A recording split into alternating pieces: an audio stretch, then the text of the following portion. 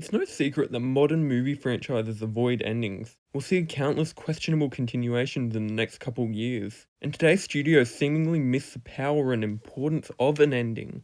See, an ending is often bittersweet. Seeing characters you've grown to love have their stories concluded can be hard as you might not see them again. But a good one is emotional and finds a balance between leaving you wanting more and somehow feeling like you are still satisfied with what you have. Ultimately leaving a classic series that will be enjoyed for generations to come. But why end what works and launch a new series with little to no brand recognition, which won't make nearly as much money? So endings are avoided and franchises are milked until they become so far removed from what the audience first loved that they are forced to end it. We keep getting Ice Age 6s and Toy Story 5s that are more often than not blatant cash grabs and add nothing to the franchise as a whole.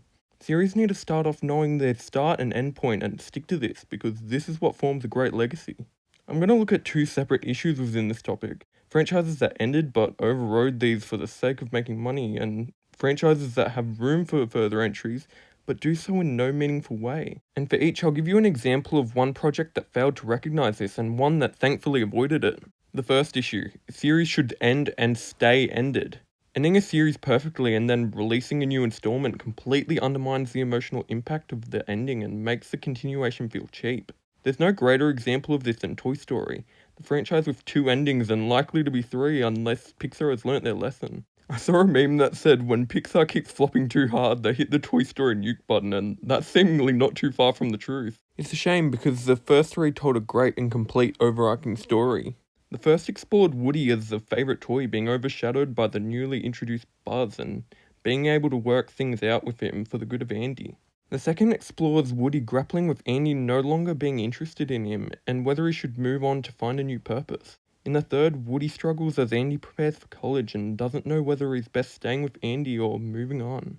Ultimately deciding to go with Bonnie, coming to terms with the fact that Andy's all grown up. It's a great arc for Woody to go from holding on to Andy so tight that there's no room for anyone else to be loved by him, to letting go and moving on, which is a fitting conclusion to this great trilogy.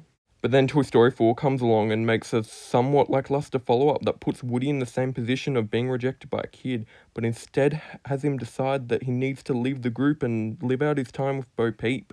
Still a good movie, but overwriting the third's ending in order to make this one just feels cheap, but ultimately it worked out for Pixar, making them over $1 billion. So Pixar has their ending, made a cheap cash grab, and is finished with Toy Story now, right? We wish. Toy Story 5 is set for a 2026 release and will bring Woody back to reunite with the toys? What was the point of the fourth then? The concept of toys versus electronics is interesting, but it just feels like they're milking this franchise. So while the original trilogy is still highly regarded, the overall perception of Toy Story is shifting towards a groan every time a new one is announced. Compare this to Guardians of the Galaxy, a trilogy no one expected to love, and told another great and complete overarching story. But we're introduced to this group of galactic outlaw misfits and grow to love them as they become a family. We get to see Mantis introduced in the second, which was a welcomed addition, and we get to learn more about Quill and his parents. Then we watch in horror as Thanos sacrifices Gamora and everyone but Nebula and Rocket are turned to dust. Then we watch them all come back and come to terms with the blip, especially Quill as this new Gamora doesn't love him. Get our hearts broken as we see Rocket's tragic backstory and confront the High Evolutionary, and we see them come to the natural conclusion that although they're now family, they must separate to follow their own paths, and to this day, there is no follow-up.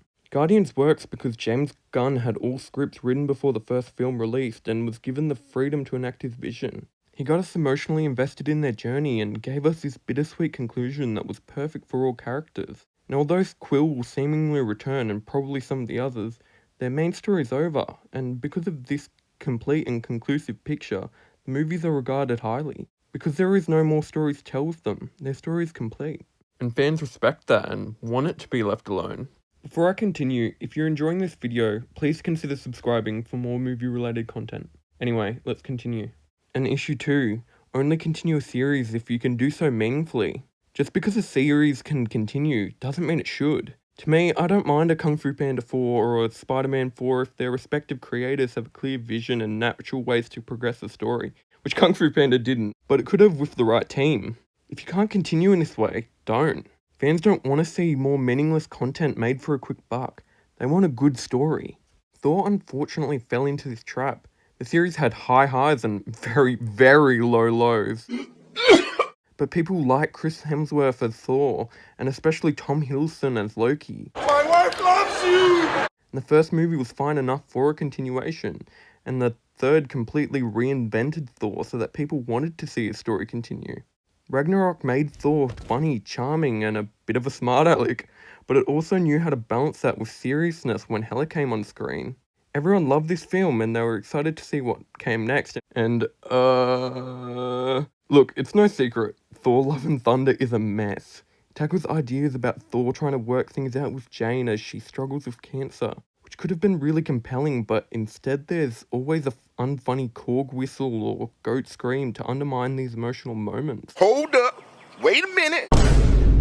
Quite simply, Love and Thunder has good ideas, but can't execute them in any meaningful way. But my guess is that Marvel mandated a Thor sequel, so they made it. This should have been given more time so that fans got what they were looking for, but instead we got a film series that could continue, but shouldn't have. However, one series I love completely nailed this, even under pressure. TMNT 2012 is a fantastic series, focusing on the turtles as they mature and battle enemies like the Krang and Shredder. The series made each brother distinct in personality and appearance, and compelling through their own character journeys. They start off as clumsy ninjas, always bickering, unable to work well as a team, but end as these extremely capable ninjas who are able to take down Shredder, avenging their father's death. The creators navigated the 4 seasons they needed well to make a great overarching story, but there was just one problem. Nickelodeon mandated that they make a 5th and final season, but instead of overriding their great ending, they made the season a collection of 7 mini arcs that acted as an epilogue to the show. While the season is the weakest of the 5, they continued in a way that maintained its emotional conclusion and didn't feel cheap, and ultimately left fans satisfied. In other words, they knew they couldn't continue meaningfully, so they didn't. And to this day, the show is highly perceived amongst most fans and is the only TMNT show to end on a high. And sometimes it's best that way. They could have forced another season out, but that would have only hindered the overall series. So in the end, it's up to studios to decide the futures of their popular series. Do they want to endlessly continue their series and milk it for all it's worth? Or do they want to tell great stories that audiences will love with natural start and end points, which will be revisited for generations to come? These days where most movies released are sequels or legacy sequels, a lot of them being subpar, I'll stand on the ground that we should learn from Guardians and TMNT and end naturally and conclusively. Because fans want good stories with compelling characters, and not meaningless continuations. So all studios, if you want to leave a legacy with your series, then you need to let it end.